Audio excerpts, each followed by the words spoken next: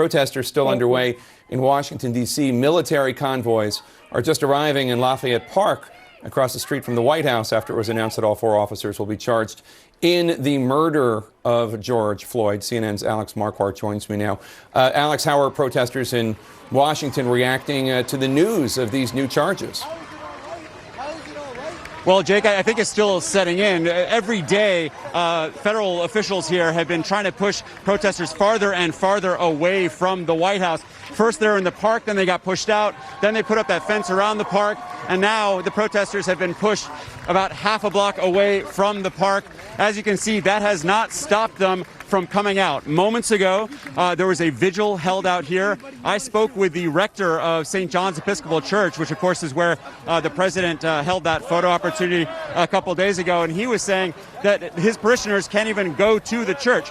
So for yet another day, this is the 6th day of protests here in D.C., Jake. These protesters have turned out in large numbers. As you can see, they're taking a knee, and that does speak to the tone of these protests for the last few days, which have been almost entirely peaceful. Jake. All right, Alex Marquardt across the street from the White House this afternoon. The White House publicly defended the president's controversial photo op at St. John's Church, pinning the decision to clear Lafayette Park on Attorney General Bill Barr, as CNN's Caitlin Collins reports.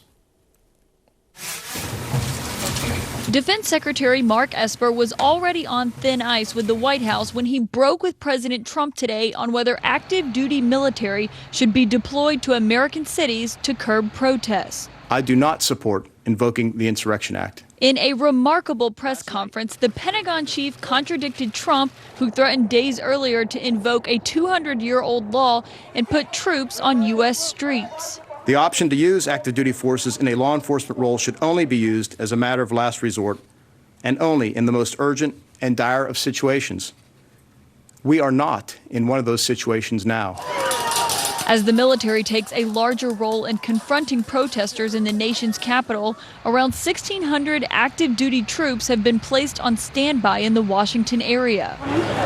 After telling NBC News, "I didn't know where I was going," Esper conceded today he knew Trump was headed to St. John's Church when he left the White House on Monday. I did know that we were going to the church. I was not aware of a photo op was happening.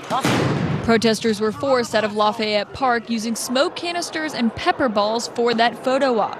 The administration has disputed that tear gas was used, though the CDC considers pepper spray to be in that category.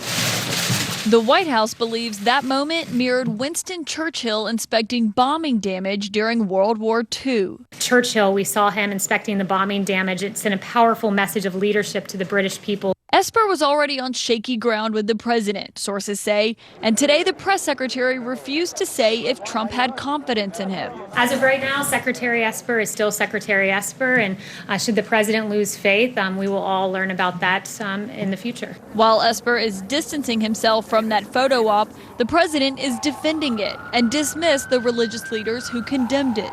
I did hold up a Bible. I think that's a good thing, not a bad thing, and many religious leaders loved it. In that interview with Fox News, Trump denied sheltering in an underground bunker as protests raged outside the White House.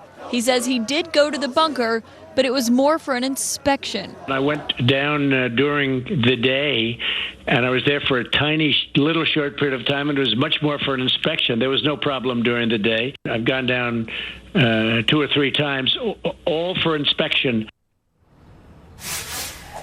Now, Jake, today the defense secretary also said he should have used different language when on that call with governors the other day talking about how to control protest and riots. He said that they needed to dominate the, quote, battle space. All right, Caitlin Collins at the White House for us. Thanks so much.